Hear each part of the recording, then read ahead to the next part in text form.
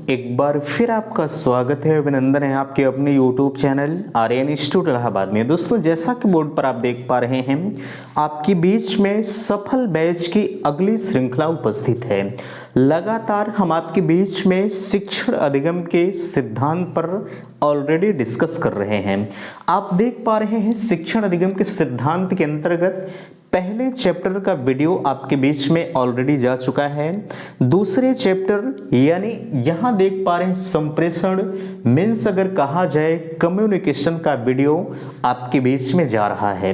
देखिए, एक चीज हम आपसे कहना चाहेंगे, हम आपके बीच में पीडीएफ के माध्यम से वीडियोस प्रोवाइड कर रहे हैं। मैं एक निवेदन आप सभी से करूंगा कि आप अपना फीडबैक मुझे अवश्य दीजिए, क्योंकि आपका फीडबैक ही मेरे लिए अत्यंत आवश्यक है। पीडीएफ से तो मैं वीडियो आपको दे रहा हूं, वीडियो आपको समझ में आ रहा है कि नहीं आ रहा है, आप मुझे अवगत कराने का प्रयास जरूर करें। हम तो फिलहाल के लिए अपना 100% देने का प्रयास कर रहे हैं कि आपको सारी चीजें समझ में आए, और आपको आ रही हैं कि नहीं आ रही हैं, बिल्कुल आप मुझे जरूर बताइएगा।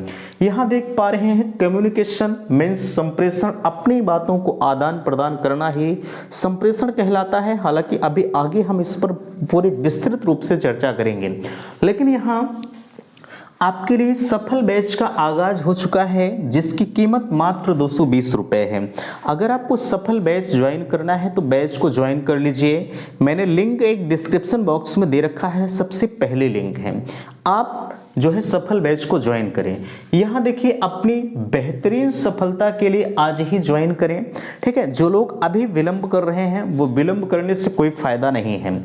अगर आपको सफल बैच लेना है, ठीक है, इसी 220 रुपए में हम आपके लिए मॉडल पेपर दे रहे हैं, प्रीवियस ईयर पेपर दे रहे हैं, प्लस लाइव प्लस रिकॉर्डेड क्लासें हैं, और आपके लिए सारे सब्जेक्ट के नोट्स में प्रोवाइड कर रहा हूं। मैं चार चीजें आपको दे रहा हूं, और आपको क्या चाहिए, ठीक है। तो फिलहाल के लिए अगर आपको बैच ज्वाइन करना है तो आप आज से ही ज्वाइन कर लीजिए। यहाँ संपर्क माध्यम दिया जा रहा 9452331053। अगर आपको किसी भी प्रकार की समस्या हो रही है तो बिल्कुल मुझे आप इस नंबर पर अवगत कराने का प्रयास जरूर करें, और हर संभव हम आपके मदद के लिए हमेशा तत्पर रहते हैं, ठीक है। किसी भी प्रकार की दिक्कत है तो आप मुझे अवश्य बताएं। तो ठीक है, चलिए हम आपको लेकर चलते हैं मोबाइल की स्क्रीन पर। लेकिन उससे पहले मैं एक निवेदन आप सभी से करूंगा कि चैनल पर पहली बार विजिट किए हैं तो चैनल को सब्सक्राइब जरूर करें। और फिर से मैं निवेदन करूंगा कि अगर आपको एक बेहतरीन सफलता चाहिए तो आप सफल बैच को जरूर ज्वाइन करें, ठीक है। तो फिलहाल के लिए चलिए हम आपको लेकर चलते हैं मोबाइल के स्क्रीन पर।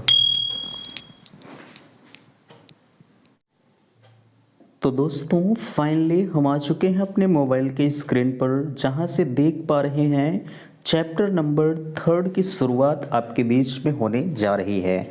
जैसा कि मैंने आपको पहले भी बता दिया, थ्योरीज ऑफ टीचिंग यानी शिक्षण के सिद्धांत नामक चैप्टर पर हम आ चुके हैं, जिसमें आपकी पहले टॉपिक नज़र आ रही है शिक्षण सिद्धांत का स्वरूप एवं अर्थ, यानी nature and meaning of theories of teaching. इसके अंतर्गत कहा जा रहा है, आप ध्यान दीजिएगा। सबसे पहले मैं आपको बताना चाहूँगा, अगर आपको इस पीडीएफ की ज़रूरत पड़ रही है तो डिस्क्रिप्शन बॉक्स में लिंक दी गई है। 220 रुपये को आपको पेड करना होगा। अगर आपको दिक्कत हो रही है पेड करने में तो बिल्कुल 9452331053 ये व्हाट्सअप नंबर है, आप डायरेक्टली मुझसे संपर्क कर सकते हैं। हर संभव प्रयास किया जाता है कि आपको जितनी ज़्यादा से ज़्यादा सुविधाएँ मिल सके प्रोवाइड किया जाए। चलिए, पहली हेडिंग के अंतर्गत शिक्षण सिद्धांत का स्वरूप एवं अर्थ के अंतर्गत कहा जा रहा है कि शिक्षण सिद्धांत का अभिप्राय है कि किसी भी विषय, क्षेत्र या प्रक्रिया के विषय में सुव्यवस्थित, सुसंगठित तथा निश्चित क्रम में विचारों को इस प्रकार से आयोजित किया जाए कि वह प्रक्रिया सभी के समक्ष स्पष्ट रूप से प्रदर्शित की जा सके। यानी शिक्षण सिद्धांत का स्वरूप क्या होगा और अर्थ क्या होगा, आप इस चीज को समझ पा रहे हैं, ठीक है। ध्यान दीजिएगा, फिर से एक बार हम रिपीट करते हैं, आप ध्यान दीजिएगा। शिक्षण का सिद्धांत, इससे अभिप्राय यह है कि किसी भी विषय, क्षेत्र या प्रक्रिया के विषय में जो है सुव्यवस्थित, सुसंगठित तथा निश्चित क्रम में विचारों को इस प्रकार से आयोजित किया जाए कि वह प्रक्रिया सभी के समक्ष स्पष्ट रूप से प्रदर्शित की जा सके। अब यहाँ तो आपने शिक्षण सिद्धांत का स्वरूप एवं अर्थ को देख लिया, लेकिन इसी के अंतर्गत कुछ आपके बीच में विधियां आ रही हैं, जिसके अंतर्गत पहली विधि आपके बीच में खेल विधि, प्ले वे मेथड के अंतर्गत जो है खेल विधि का अर्थ क्या होगा आपके बीच में ये दिमाग में जरूर आ रहा होगा। ठीक है, ध्यान दीजिएगा। खेल विधि बालकों के लिए जो है यह कहा जाए, खेल विधि बालकों को या बालकों की प्रवृत्ति को ऐसे उत्तम ढंग से जो है प्रयोग करती है कि बालक खेल खेल में ही नवीन ज्ञान प्राप्त करने में समर्थ हो जाता है। आपने देखा होगा जो प्ले वे मेथड है यानी खेल विधि है, जब आप कभी कभी प्राइमरी में टीचिंग करते हैं, ठीक है, तो आप बच्चों को खेल विधि से ज़्यादातर पढ़ाने का प्रयास करते हैं। जैसे अगर कोई चीज़ बच्चों को खेल विधि के माध्यम से आप बता देंगे तो पूरी तरह से वो चीज़ें उसे कंठस्थ हो जाती हैं। ठीक है, उसके नीचे कहा जा रहा है खेल विधि के अंतर्गत एक कथन आ रहा है म्यूलिक के अनुसार। ये म्यूलिक साइंटिस्ट हैं, इन साइंटिस्ट के अनुसार एक कथन है कि जो कार्य अपने इच्छा से या स्वतंत्रता पूर्वक करें वही खेल है। खेल में ध्यान दीजिएगा, जैसे अगर हम कहें जो कार्य आप अपनी इच्छाओं से कर रहे हैं या स्वतंत्रता पूर्वक कर रहे हैं वही खेल कहलाता है। जैसे खेल में किसी भी प्रकार का दबाव नहीं होता है, ठीक है, खेल अपने इच्छा शक्ति के अनुसार होता है, आप स्वतंत्र होते हैं खेल में, खेल को खेलने के लिए। ये म्यूलिक का कथन है, बहुत ज़्यादा महत्वपूर्ण नहीं है, फिर भी आपके सिलेबस में था, मुझे इसको बताना पड़ा। ह्यूजेस एंड ह्यूजेस के अनुसार वह विधि जो छात्रों को उसी उत्साह से सीखने की योग्यता प्रदान करती है जो उनके स्वाभाविक खेल में विद्यमान है, खेल विधि के नाम से जानी जाती है। देखिए, तमाम वैज्ञानिक होते हैं वो अपने अपने मत प्रस्तुत करते हैं। ठीक है, हमने दो साइंटिस्ट को लिया है, पहला है म्यूलिक, दूसरे हैं ह्यूजेस एंड ह्यूजेस। अगर आपको जो है कथन ही याद करना है तो बिल्कुल ह्यूजेस एंड ह्यूजेस को जरूर याद करिएगा, क्योंकि ये महत्वपूर्ण है।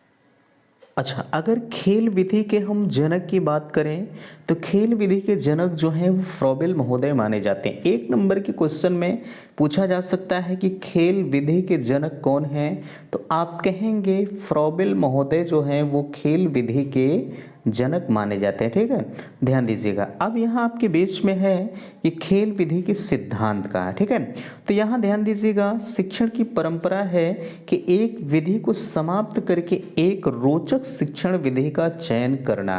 जैसे आप एक विधि से बच्चों को शिक्षा दे रहे हैं और खुदा न खास्ता वो नहीं समझ में आ रही है, तो जब आप दूसरे शिक्षण विधि का प्रयोग करेंगे तो जो सबसे रोचक शिक्षण विधि हो जिसमें बच्चों को समझ में आए, आप उसी शिक्षण विधि का प्रयोग करें। ठीक है, यहाँ अगला आ रहा है, ध्यान दीजिएगा आपके बीच में, शिक्षण कार्य में बालकों की रुचियों का ध्यान रखना। ये तो जाहिर सी बात है, हर किसी को पता है जब आप टीचिंग कार्य कर रहे हैं तो टीचिंग कार्य को करते समय जो आप शिक्षण कार्य कर रहे हैं उसमें बालक की रुचियों को भी ध्यान में रखना है, क्योंकि आज के समय में जो शिक्षा है वो बाल केंद्रित है, शिक्षक केंद्रित नहीं है। अब अगर शिक्षक केंद्रित होती तो आप जैसे चाहते वैसे शिक्षा देते, लेकिन अब ये चीज़ें एनसीएफ हमारा मना करता है कि आप बच्चों को जब भी शिक्षा दीजिए तो बच्चों को ध्यान में रखते हुए शिक्षा दीजिए, न कि उनके समझ में आए या ना आए। ठीक है, ये चीज़ें गलत है। जब भी आप टीचिंग कार्य को करिएगा या आप टीचिंग पर जब जाइएगा 2 ढाई 3 महीने बाद, ठीक है, तो आप जब भी बच्चों को पढ़ाइएगा तो बच्चों की रुचियों को ध्यान में रखते हुए टीचिंग कार्य करिएगा। चलिए, यहाँ आगे कहा जा रहा है 3 नंबर में देखेंगे, सीखने की प्रक्रिया को रोचक बनाना। अगर बच्चा नहीं सीख रहा है तो आपकी पढ़ाने का कोई मतलब नहीं है, प्रक्रिया को और रोचक बनाइए ताकि बच्चे को और ज़्यादा समझ में आ जाए। शिक्षण सामग्री में सुधार करना, और आगे कहा जा रहा है बालकों की खेल प्रवृत्ति को उत्साह प्रदान करना। बालक किसी चीज़ में खेल रहा है तो उसकी जो खेल प्रविधि है या खेल की प्रवृत्ति है उसे और उत्साहित आप करिए। ठीक है, बालकों को स्वतंत्र वातावरण में शिक्षा देना। बालक को कभी भी जो है बांध कर शिक्षा नहीं दिया जाता। बांधने का मतलब ऐसा नहीं कि आप रस्सी से बांधिए, नहीं, ऐसा नहीं होता। जैसे आप ज़बरदस्ती अगर बच्चों को पढ़ा रहे हैं या ज़बरदस्ती बच्चों को बैठा कर आप सिखा रहे हैं तो ये कोई फ़ायदा नहीं है। ठीक है, जब भी आप टीचिंग कार्य करिए तो बच्चे को बिल्कुल आप स्वतंत्र छोड़ दीजिए। ठीक है, अगर वो स्वतंत्र रूप से शिक्षा ग्रहण करता है तो उसे ज़्यादा से ज़्यादा चीज़ें समझ में आ जाएंगे, अन्यथा की स्थिति में सब कुछ बाउंस कर जाएगा। ठीक है, यहाँ आगे आ रहा है खेल विधि की आवश्यकता क्यों पड़ी। जाहिर सी बात है आपने तो खेल विधि प्ले वे मेथड को पढ़ लिया, लेकिन ये चीज़ें आपके दिमाग में आनी चाहिए कि आखिरकार ये खेल विधि की आवश्यकता और जो है शिक्षण निगम के सिद्धांत में क्यों पड़ी है। ध्यान दीजिएगा, पहला इसमें कहा जा रहा है स्वतंत्रता। इस विधि में बालक को पूर्ण स्वतंत्र या स्वतंत्रता दी जाती है। जाहिर सी बात है, मैंने अभी आपको बताया जब बालक को आप बांध कर शिक्षा देंगे तो वह जो शिक्षा है उसका सर्वांगीण विकास नहीं करेगी। ठीक है, वह उसके अंदर एक कुंठा व्याप्त हो जाएगी, और जब कुंठा व्याप्त हो जाएगी तो कभी आप बच्चों को सिखा नहीं सकते हैं। ठीक है, वही चीज़ें यहाँ कहा जा रहा है स्वतंत्रता। इस विधि में बालक को पूर्ण स्वतंत्रता दी जाती है। दूसरा कहा जा रहा है रचनात्मक तथा मानसिक शक्तियों का विकास। इसमें अगर कहा जाए तो ध्यान दीजिएगा, जो है खेल बालकों की रचनात्मक तथा मानसिक शक्तियों का जो है सूचक है। इस प्रकार शिक्षा में खेल को स्थान देने का अर्थ बालकों की रचनात्मक तथा मानसिक शक्तियों का विकास करना है। जाहिर सी बात है, रचनात्मक तथा मानसिक शक्तियों के विकास के अंतर्गत अगर हम कहें तो आप बच्चों को खेल खेल में ही बहुत ज़्यादा शिक्षा दे सकते हैं। यानी ध्यान दीजिएगा, अगर बच्चा खेल रहा है, खेल में उसकी रचनात्मक तथा मानसिक शक्तियों का सूचक है। ठीक है, इस प्रकार शिक्षा में खेल को स्थान देने का अर्थ है कि बालक में रचनात्मक तथा मानसिक शक्तियों का विकास करना। अगर बच्चा कहीं किसी खेल में खेल रहा है तो उसका जो दिमाग है वो बहुत तेज कार्य करता है। आप देख सकते हैं प्रैक्टिकली तौर पर जब बच्चे, कई बच्चियों का या कहा जाए चाहे बच्चियां हों चाहे बच्चे हों, ठीक है, कई समूह अगर एकत्र हो जाते हैं तो वो किस प्रकार से कौन कौन से खेल खेलने लगते हैं हम आप नहीं समझ पाते हैं। वो एक योजना बना लेते हैं कि चलिए हम ये करेंगे, आप ये करिएगा, ऐसा होगा वैसा होगा। ठीक है, तो कहीं ना कहीं जो उनके जो है मानसिक क्षमताएं होती हैं उसमें हमेशा वृद्धि होती रहती है। ठीक है, या कहा जाए मानसिक शक्तियों का विकास जो है धीरे धीरे खेल खेल में बढ़ता रहता है। आगे यहाँ कहा जा रहा है, ध्यान दीजिएगा, उत्तम शिक्षण। उत्तम शिक्षण में खेल द्वारा शिक्षा देना प्राकृतिक शिक्षण विधि है। खेल की उपयोगिता के लिए खेल विधि को शिक्षा में स्थान दिया जाना चाहिए। ठीक है, उत्तम शिक्षण विधि का मतलब ही है कि खेल द्वारा शिक्षा देना प्राकृतिक शिक्षण विधि है। ठीक है, खेल की उपयोगिता के लिए खेल विधि को शिक्षा में स्थान दिया जाना चाहिए। भाई जाहिर सी बात है, अगर आप देख पा रहे हैं अभी प्राथमिक विद्यालयों में आप देख लीजिए, जो नर्सरीज चल रहे हैं उसमें प्ले वे शिक्षा का बहुत महत्व दिया जाता है। छोटे छोटे बच्चे हैं उनको ज़्यादातर खिलाया जाता है। ठीक है, और खेल खेल में ही उन्हें शिक्षा दिया जाता है। तो आज यह कहीं ना कहीं जो विधि हमारी है वो बहुत आगे निकल चुकी है। अब यहाँ आपके बीच में आ रहा है कि खेल विधि के गुण कौन कौन से हो सकते हैं कहा जा रहा है। पहला इसमें देखिए पॉइंट वाइज कहा जा रहा है, जो चीज़ें महत्वपूर्ण है मैंने उसी चीज़ों को लिखा है, बाकी चीज़ों को हमने खुद छोड़ दिया है। ठीक है, यहाँ देखिए कहा जा रहा है यह बालकों को क्रियाशील बनाती है। भाई जाहिर सी बात है, जब बच्चा खेलेगा तो वह क्रियाशील रहेगा, ये चीज़ें प्रबल सत्य है। ठीक है, दूसरा कहा जा रहा है यह विधि सहयोग का जो है पाठ पढ़ाती है। अभी मैंने ही आपको बताया कि जब बच्चे समूह में खेलते हैं, ठीक है, तो हर बच्चे यानी जितने बच्चे समूह में होते हैं कोई इनका सहयोग कर रहा है, इधर से ये इनका सहयोग कर दे रहे हैं, इधर से ये कर दे रहे हैं, यानी इसमें समूह। ठीक है, अगर बच्चे समूह में खेल रहे हैं तो एक दूसरे के सहयोग करने के वो पाठ को भी पढ़ लेते हैं। ठीक है, और अगर आप उसमें थोड़ा सा भी उन्हें जो है ज्ञान दे दें तो वो और अच्छे खासी चीज़ों को सीख सकते हैं। ठीक है, चलिए तीसरा कहा जा रहा है यह विधि शारीरिक मानसिक शक्तियों का विकास करती है। चाहे आपका शारीरिक डेवलपमेंट हो चाहे मानसिक डेवलपमेंट हो, दोनों तरह से खेल विधि आपका विकास करती है। आप खेल रहे हैं तो खेलने में आपका शारीरिक डेवलपमेंट जरूर होगा। भाई दौड़ेंगे भागेंगे कूदेंगे तो डेवलपमेंट जरूर होगा, और आप खेल रहे हैं तो खेल में जाहिर सी बात है दिमाग लगाएंगे। ठीक है, तो आपकी मानसिक शक्तियों का विकास भी होता है। ठीक है, चौथा कहा जा रहा है, यहाँ मैंने डॉट डॉट कर दिया है, समझ जाइएगा, यह विधि बालकों को ध्यान करना सिखाती है। भाई अगर आप ध्यान नहीं करेंगे तो आप खेल में खेल नहीं पाएंगे, ठीक है। तो आपको ध्यान देना भी सिखाती है कि जो भी खेल आप खेल रहे हैं, ये कोई मानी बात नहीं है कि कोई पर्सनल खेल का हम नाम ले ले तभी खेल होगा, ठीक है। जैसे क्रिकेट ही आप खेल रहे हैं, हम एक सपोज दैट की बात करें, आप छोटे से बच्चे हैं, ठीक है, आप क्रिकेट ही खेल रहे हैं, तो क्रिकेट में जब कैच आएगा तो आप उस गेंद पर अपने ध्यान को टिका देंगे कि ये मेरे हाथ में ही आ जाए। तो क्या ध्यान देना सिखाती है या नहीं सिखाती? बिना ध्यान दिए तो आप कैच को कर नहीं पाएंगे, इसलिए जो खेल विधि है आपको ध्यान देना भी सिखाती है, ठीक है। पांचवा कहा जा रहा है, यह विधि बालकों को जो है सामंजस्य स्थापित कराती है। और लास्ट कहा जा रहा है, यह विधि बालकों को गंभीर कार्य करने के लिए तैयार करती है, ठीक है। तो क्या आप खेल विधि के जो गुण हैं इसे आप समझ पाए कि नहीं समझ पाए? बिल्कुल मुझे आप जो है अवगत कराने का प्रयास जरूर करेंगे, ठीक है। चलिए, यहाँ अगला आपके बीच में कहा जा रहा है, खेल विधि के दोष भी हैं। जैसे अब खेल विधि के अगर गुण हैं, ठीक है, तो इसके कहीं ना कहीं दोष भी हैं, तो दोष को भी आपको जानना अत्यंत आवश्यक है। भाई आप इन चीज़ों को देख पा रहे हैं, दोष को नहीं जानेंगे तब भी नहीं ठीक है। अब यहाँ देखिए, पहला आपसे कहा जा रहा है, क्या इस पीडीएफ की ज़रूरत आपको पड़ रही है? अगर पड़ रही हो तो बिल्कुल मुझे आप ज़रूर बताइएगा। दिए गए व्हाट्सअप नंबर 9452331053 पर आप संपर्क कर लीजिएगा, ठीक है। चलिए, कहा जा रहा है इस विधि में उच्च शिक्षा के छात्र लाभान्वित नहीं हो सकते। जैसे ये जो खेल विधि है, अगर आप चाहें किशोरावस्था के समय तक खेल विधि में रुचि कुछ कम हो जाती है, जैसे आप किशोरावस्था, मैंने आपको शैशवावस्था, बाल्यावस्था, किशोरावस्था पढ़ाया है, अगर आपने पढ़ा होगा तो आप किशोरावस्था की एज जो होती है उसे आप समझ पा रहे होंगे, ठीक है। तो इसमें कहा जा रहा है, इस विधि में उच्च शिक्षा के छात्र, जैसे आप इंटरमीडिएट बीएससी वगैरह कर रहे होंगे, ठीक है, तो आप जो है इस विधि यानी खेल विधि का जो प्रयोग है ये नहीं कर पाते हैं, ठीक है। और इसकी जो रुचियां हैं वो धीरे धीरे कम होने लगती हैं। आगे 2 नंबर में कहा जा रहा है, इस विधि से दी जाने वाली शिक्षा महंगी होती है, सभी लोग इस विधि का लाभ नहीं उठा पाते। क्यों नहीं उठा पाते? क्योंकि इस विधि की जो शिक्षा है वो थोड़ी सी महंगी इसलिए पड़ती है कि अभी आप कोई चीज़ खरीदने जाएंगे तो वो थोड़ा सा महंगा जरूर पड़ता है, ठीक है। इसीलिए एक नॉर्मल परिवार की अगर हम बात करें, ठीक है, तो वो खेल विधि से शिक्षा नहीं दे पाते हैं।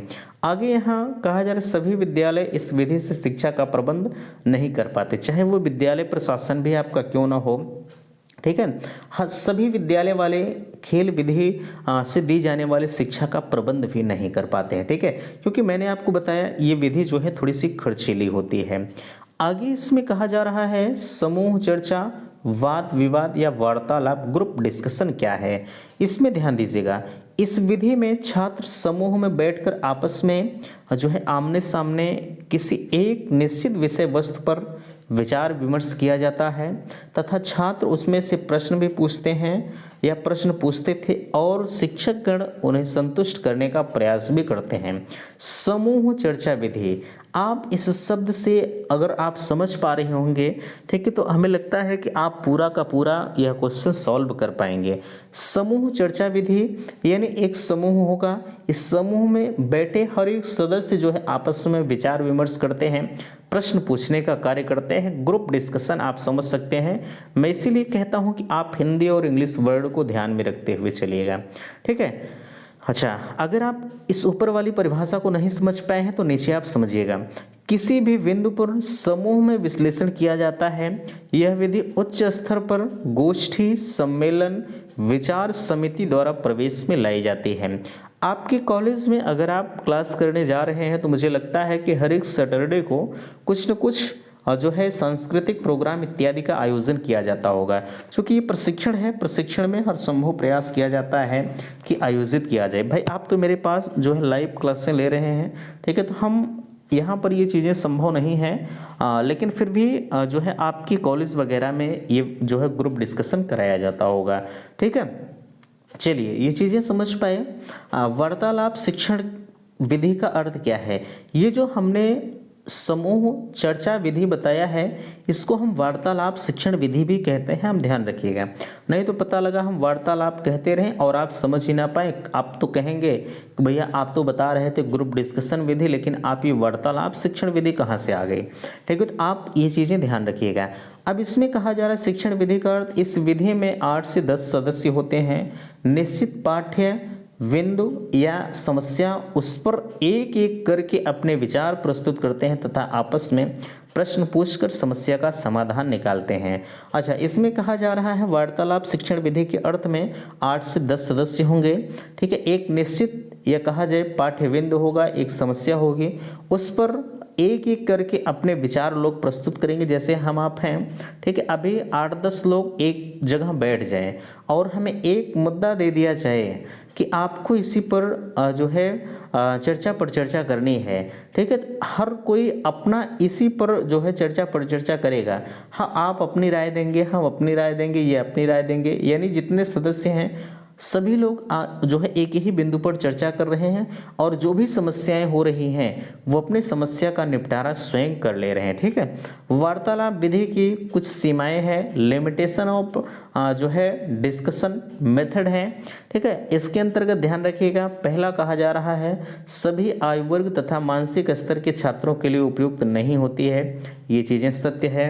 दूसरा कहा जा रहा है छात्रों में इनकी इससे ईर्ष्या व स्पर्धा की भावना जागृत हो जाती है, ये भी बिल्कुल फैक्ट है। ठीक है, तीसरा कहा जा रहा है आवश्यक आलोचना प्रत्यालोचना से इसका वास्तविक उद्देश्य जो है वो नष्ट नहीं होता है। ठीक है, यहाँ तक की चीज़ें आपको समझ में आई कि नहीं आई, प्लीज़ आप मुझे कमेंट करके अवश्य बताइएगा। ठीक है, चलिए यहाँ अगला पेज आपके बीच में ओपन हुआ, आप देख पा रहे हैं। कहा जा रहा है वार्तालाप को सफल बनाने के लिए सुझाव। जैसे अभी तक आपने दोस्त को देखा, ठीक है, और आपने जो है तमाम चीज़ों को देख लिया। जैसे मैंने कहा आपसे वार्तालाप शिक्षण विधि का अर्थ क्या है, आपने देखा वार्तालाप शिक्षण विधि की सीमाएं क्या है। अब जैसे आप वार्तालाप कर रहे हैं तो वार्तालाप को सफल बनाने के लिए क्या कुछ सुझाव दिए जा सकते हैं।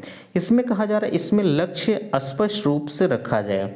जैसे आप बात तो कर रहे हैं लेकिन बात करने का कोई एक निश्चित उद्देश्य होना चाहिए। जैसे मैं आपसे बात कर रहा हूँ, ठीक है, तो हमारा एक निश्चित उद्देश्य है कि हम आपके बीच में चर्चा कर रहे हैं वार्तालाप को सफल बनाने के लिए। ठीक है, जैसे हमारा एक ही मकसद है कि हम चैप्टर नंबर 3 शिक्षण के सिद्धांत को हम आपके बीच में बेहतरीन तरीके से प्रस्तुति दे रहे हैं और ये आशा भी करते हैं कि आपको ये लेक्चर अच्छा लग रहा होगा। अगर आपको दिक्कत है तो मैं हमेशा कहता हूँ कि आप दिए गए नंबर पर संपर्क करके मुझे आप अपनी समस्याओं से अवगत जरूर करा दीजिए। ठीक है, ताकि हम आपके लिए जो अगला वीडियो आए उसमें हम बेहतरीन तरीके से चर्चा पर चर्चा कर पाएँ। ठीक है, चलिए इसमें वार्तालाप को सफल बनाने के लिए सुझाव दिए जा रहे हैं, सजेशन जिसे कह सकते हैं। इसमें कहा जा रहा है इसमें लक्ष्य स्पष्ट रूप से रखा जाए, ये चीज़ें फैक्ट हैं। दूसरा कहा जा रहा है शिक्षक प्रश्नों द्वारा छात्रों को प्रेरित करें। ठीक है, तीसरा कहा जा रहा है शिक्षक का ज्ञान गहरा हो तथा वह सक्रिय नियंत्रण कार्य कार्य करें। चौथा कहा जा रहा है कि विषय को इस रूप में प्रस्तुत किया जाए कि सभी प्रकार के बालक इसमें भाग लें। किसमें? वार्तालाप को सफल या कहा जाए वार्तालाप को सफल बनाने की विधि में। ठीक है, अगला कहा जा रहा है 5 नंबर में ध्यान दीजिएगा आवश्यकता अनुसार या वह समयानुसार श्रव्य दृश्य सामग्री का भी प्रयोग करना चाहिए। जैसे कभी कभी होता नहीं कि आपको श्रव्य दृश्य सामग्री का भी प्रयोग कर लेना चाहिए। अगर कहीं दिक्कतें आ रही हैं, जैसे बच्चे हैं वो नहीं समझ पा रहे हैं, उनको समझाने के लिए तमाम तरह की सामग्रियां हैं, श्रव्य दृश्य सामग्री है, श्रव्य सामग्री है। ठीक है, तो ऐसे सामग्रियों का प्रयोग मुझे करना चाहिए क्योंकि हमें बच्चों को समझाना है और बच्चों को समझाने के लिए जो भी मेथड्स यूज हो सके हर एक मेथड्स का प्रयोग हम लोगों को करना होता है। ठीक है, अब यहाँ लैबोरेटरी मेथड मीन्स कहा जाए प्रयोगशाला पद्धति क्या है, ध्यान दीजिएगा। इसमें कहा जा रहा है यह विधि जो है विज्ञान शिक्षण प्रयोग की जाती है। शिक्षण में जब इस विधि का प्रयोग किया जाता है तो छात्र को कुछ उपकरण के कुछ निर्देश भी साथ दिए जाते हैं। भाई एक चीज़ आप इसमें मैंने कहा आपसे कि यह विधि विज्ञान शिक्षण में प्रयोग की जाती है। शिक्षण में जब इस विधि का प्रयोग किया जाता है छात्रों को कुछ उपकरण के जो है निर्देश भी दिए जाते हैं। जाहिर सी बात है ये प्रयोगशाला विधि, अगर आपके पास उपकरण नहीं रहेंगे तो आप इसमें प्रयोग नहीं कर पाएंगे। प्रयोगशाला पद्धति के प्रयोग के बारे में अगर हम कहें तो प्रयोगशाला पद्धति का प्रयोग विज्ञान शिक्षण में किया जाता है। ये चीज़ें तो सही है, इसके गुण क्या क्या हैं? जैसे प्रयोगशाला पद्धति को तो आपने देख लिया, बट इसके गुण क्या क्या हो सकते हैं ध्यान दीजिएगा। पहला इसमें कहा जा रहा है छात्र फल की सत्यता की जांच स्वयं कर सकते हैं।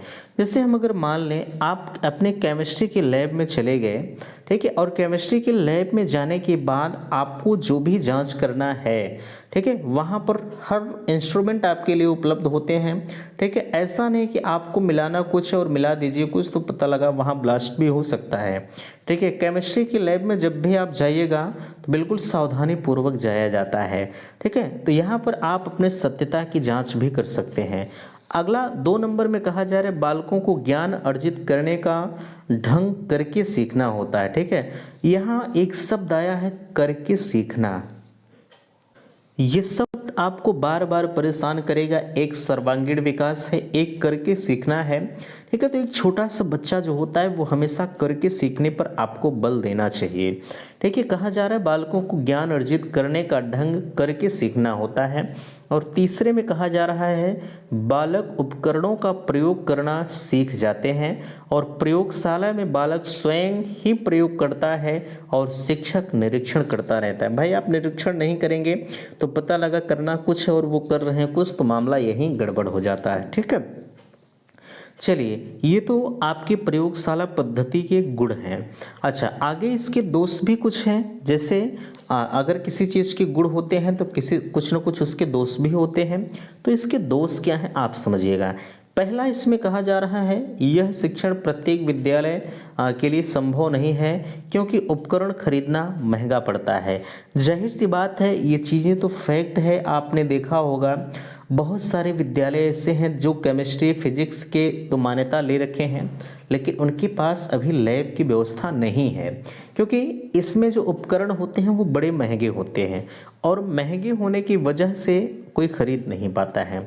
ठीक है, दूसरा कहा जा रहा है इस पद्धति में समय अधिक नष्ट होता है और तीसरा कहा जा रहा है छोटी कक्षा के लिए यह विधि ठीक नहीं है और चौथा कहा जा रहा है छोटी कक्षाओं में बालक स्वयं परीक्षण या अपेक्षा से प्रदर्शन करके सीखते हैं। ठीक है, ये तो इसके दोष हो गए। अगला आपके बीच में शुरू हो रहा है, ध्यान दीजिएगा, यह थोड़ा सा आपके लिए महत्वपूर्ण कम है। ठीक है, इसमें से आपके जो प्लेवे मेथड यानी खेल विधि है वही आपके लिए बहुत महत्वपूर्ण है, उससे आप ध्यान रखिएगा। यहाँ कार्यशाला या समूह कार्यविधि, समूह कार्यविधि की अगर हम अंतर्गत कहें तो इसमें कहा जा सकता है कि कार्यशाला में कार्यक्रम शिक्षकों को अपने कार्य में कुशलता दिलाने हेतु आयोजित किए जाते हैं। ये कार्यक्रम योग्य विभागीय सदस्यों के निर्देशन में जो है अति आधुनिक व चुने हुए या विशिष्ट महत्व के क्षेत्रों को संक्षिप्त किंतु विशिष्ट जानकारी हेतु आयोजित किए जाते हैं। ये विधि जो है आपके लिए महत्वपूर्ण नहीं है, आप इसके लिए परेशान न होइए। ठीक है, जो महत्वपूर्ण नहीं है हम आपको बता देंगे, ये कभी पूछी नहीं गई है इसलिए आप इसके बारे में ज़्यादा जानने का प्रयास भी ना करें, लेकिन हाँ एक सरसरी निगाह से आप जरूर ध्यान दीजिएगा। ठीक है, यहाँ अगला उदाहरण प्रविधि आपके बीच में है, ये बहुत महत्वपूर्ण है। ठीक है, इसलिए आप इसे अच्छी तरह से ध्यान दीजिएगा। कहा जा रहा है उदाहरणों का प्रयोग छात्रों का विचार शक्ति या कल्पना शक्ति को जागृत करके मानसिक विकास में वृद्धि हेतु किया जाता है। उदाहरणों से पाठ्य वस्तु रोचक बोधगम्य व स्पष्ट हो जाती है। उदाहरण ये 2 प्रकार के होते हैं। पहला आपके बीच में है शाब्दिक उदाहरण, दूसरा है दृश्यात्मक उदाहरण। ठीक है, उदाहरण प्रविधि को तो आपने देख लिया, फिर से एक बार हम रिपीट करते हैं। उदाहरणों का प्रयोग छात्रों का विचार शक्ति या कल्पना शक्ति को जागृत करने के लिए किया जाता है। आप देखे होंगे, आप अगर मैथमेटिक्स का क्वेश्चन हल कर रहे हैं या कोई भी क्वेश्चन हल कर रहे हैं, अगर आपको उदाहरण दे दिया जाए और उदाहरण के माध्यम से आपको कहा जाए कि आप इस क्वेश्चंस को हल कर लीजिए, तो आप उस क्वेश्चंस के फाइनल आंसर तक पहुंच जाते हैं। ठीक है, तो यही चीज़ें कहा जा रहा है, उदाहरणों का प्रयोग छात्रों को विचार शक्ति या कल्पना शक्ति को जागृत करके मानसिक विकास में वृद्धि करते हैं। मैंने कहा ना आपसे, अभी उदाहरण आपको दे दिया जाए और उसी उदाहरण के सहारे आप फाइनल क्वेश्चन को हल कर लेंगे, तो कहीं ना कहीं आपके जो विचार शक्ति है उसमें जागृत हुई, कल्पना शक्ति भी जागृत हुई, मानसिक शक्ति में विकास हुआ, और जब मानसिक शक्ति में विकास हुआ तो आप फाइनल उस क्वेश्चंस को जो है लास्ट सॉल्यूशन दे सकते हैं। ठीक है, चलिए ये चीज़ें आपकी हो गई। शाब्दिक उदाहरण, दृश्यात्मक उदाहरण, अगर आपको पीडीएफ ज्वाइन करना है तो डिस्क्रिप्शन बॉक्स पर लिंक है, आप उस पर जाकर डायरेक्टली ज्वाइन कर सकते हैं, या 9452331053 पर आप संपर्क करके पीडीएफ को प्राप्त कर सकते हैं। ठीक है, चलिए पहला है शाब्दिक उदाहरण। आपके बीच में शब्दों द्वारा प्रस्तुत किए जाने वाले उदाहरणों को शाब्दिक या मौखिक उदाहरण कहते हैं। इसके अंतर्गत मौखिक उदाहरण दृष्टांत, कहानियाँ, लोकोक्त, नीति श्लोक, उपमेय आदि का समावेश किया जाता है। ठीक है, अच्छा, शाब्दिक उदाहरण के प्रयोग में सावधानियां कैसे रखी जाती हैं, ध्यान दीजिएगा। उदाहरण सरल, स्पष्ट, शुद्ध एवं सुगम होना चाहिए। जो उदाहरण आप दे रहे हैं वो सरल, स्पष्ट, शुद्ध एवं सुगम होना चाहिए। दूसरा कहा जा रहा है उदाहरण का प्रयोग उचित स्थान व उचित समय पर करना चाहिए। ऐसा नहीं कि जहाँ तहाँ हम उदाहरण व प्रयोग कर दें। ठीक है, ये चीज़ें गलत हैं। अगला कहा जा रहा है उदाहरण का संबंध मूल पाठ से अवश्य होना चाहिए। जैसे हम आपको पढ़ा रहे हैं शिक्षण अधिगम का सिद्धांत और हम आपको उदाहरण मैथमेटिक्स का दें तो ये चीज़ें गलत हैं। यहाँ वही कहा जा रहा है कि जब भी आप उदाहरण का प्रयोग करें तो उसका संबंध जो है मूल पाठ से अवश्य होना चाहिए। चौथा, उदाहरण का प्रयोग शिक्षण सूत्र से करना चाहिए। शिक्षण के सूत्र हम आगे अभी आपको पढ़ाएंगे, आप उसके लिए परेशान ना होइए, चैनल पर आप बने रहिएगा। छोटी कक्षा के छात्रों के लिए अधिक उपयोगी है कौन सी विधि, उदाहरण विधि। ठीक है, तो यहाँ तक की चीज़ें आपको समझ में आई कि नहीं आई, बिल्कुल मुझे आप अवश्य बताएंगे, क्योंकि जब आप नहीं बताएंगे तो भैया हम चीज़ों को परिवर्तन नहीं कर पाएंगे, और चीज़ों को परिवर्तन करने के लिए आपका फीडबैक ही मेरे लिए अत्यंत आवश्यक है। ठीक है, लास्ट आपके बीच में आ रहा है दृश्यात्मक उदाहरण। दृश्यात्मक उदाहरण के अंतर्गत अगर हम कहें तो इन उदाहरणों में देखने एवं समझने की क्रियाओं का समावेश होता है। ठीक है, दृश्यात्मक उदाहरण को प्रदर्शनात्मक अथवा वस्तु रूप उदाहरण भी कहा जाता है। इन उदाहरणों से शिक्षण सरल और सुगम हो जाता है, क्योंकि इसमें ज्ञानेंद्रियां और कर्मेंद्रियां दोनों क्रियाशील होते हैं। ज्ञानेंद्रियां और कर्मेंद्रियां जिससे आप काम कर रहे हैं, ज्ञानेंद्रियां जिससे आप ज्ञान अर्जित कर रहे हैं। ठीक है, ये दोनों इसमें सक्रिय होती हैं। आगे इसमें कहा जा रहा है कि कमजोर व मंद बुद्धि के लिए अत्यंत उपयोगी है। इस प्रविधि के अंतर्गत चार्ट, मॉडल, मानचित्र, ग्राफ, रेखा चित्र, ग्लोब आदि सामग्री का प्रयोग किया जाता है। ठीक है, किसके अंतर्गत, दृश्यात्मक उदाहरण के अंतर्गत। अब इसके प्रयोग में क्या सावधानियां बरतनी चाहिए, ठीक है, ध्यान दीजिएगा। इसमें कहा जा रहा है इसकी सावधानी के अंतर्गत अगर हम कहें तो इस जो है या इन उदाहरण का प्रयोग पाठ के उद्देश्य की प्राप्ति के लिए करना चाहिए। कौन सी जो है प्रविधि के लिए, या दृश्यात्मक उदाहरण के लिए। ठीक है, इन उदाहरण का प्रयोग पाठ के उद्देश्य को प्राप्त करने के लिए करना चाहिए। दूसरा है यह उदाहरण सरल, सजीव, आकर्षक एवं सटीक होना चाहिए। जैसे आप किसी भी उदाहरण को दे रहे हैं, मैंने कहा आपसे आप पढ़ रहे हैं शिक्षण अधिगम का सिद्धांत और हम आपको दे दें मैथमेटिक्स का उदाहरण तो ये पूरी तरह से बाउंस कर जाएगा। ऐसी चीज़ों को बिल्कुल आप ध्यान रखिएगा। अगला कहा जा रहा है इन उदाहरणों का प्रयोग बार बार नहीं करना चाहिए। आगे, यह प्रविधि छोटी कक्षाओं के लिए अधिक उपयोगी है। कौन सी प्रविधि, दृश्यात्मक उदाहरण प्रविधि। और लास्ट आपका है प्रयुक्त सामग्री का आकार इतना बड़ा हो कि प्रत्येक छात्र उन्हें आसानी से देख ले। जैसे आप छोटी चीज़ों को आप दिखाएंगे और बच्चा पीछे बैठा है तो वो शायद नहीं देख पाएगा, और अगर वो नहीं देख पाएगा तो उसके अंदर की जो चीज़ें हैं वो जागृत नहीं हो पाएंगी, और अगर भैया देख नहीं पाएगा तो वो समझ नहीं पाएगा, और समझ नहीं पाएगा तो सब कुछ उसी बाउंस कर जाएगा। इसलिए कभी भी जो है यहाँ नीचे मैंने बताया है कि प्रयुक्त सामग्री का आकार इतना बड़ा हो कि प्रत्येक छात्र उन्हें आसानी से देख सकें, सीख सकें। ठीक है, तो ये था आज का वीडियो। आशा करते हैं इस वीडियो से आप संतुष्ट होंगे। प्लीज़ अगर इस वीडियो में आपको कहीं भी किसी भी प्रकार की दिक्कत है तो बिल्कुल मुझे आप अवगत कराएं। हर संभव हम प्रयास करेंगे कि आपके लिए हम बेहतर से बेहतर कर पाएँ। ठीक है, तो मिलते हैं आपसे नेक्स्ट अगले वीडियो में। वीडियो को लाइक कीजिएगा, शेयर कीजिएगा, और चैनल पर पहली बार विजिट किए हैं तो चैनल को सब्सक्राइब कीजिएगा। वीडियो समाप्त करते, थैंक्स, धन्यवाद।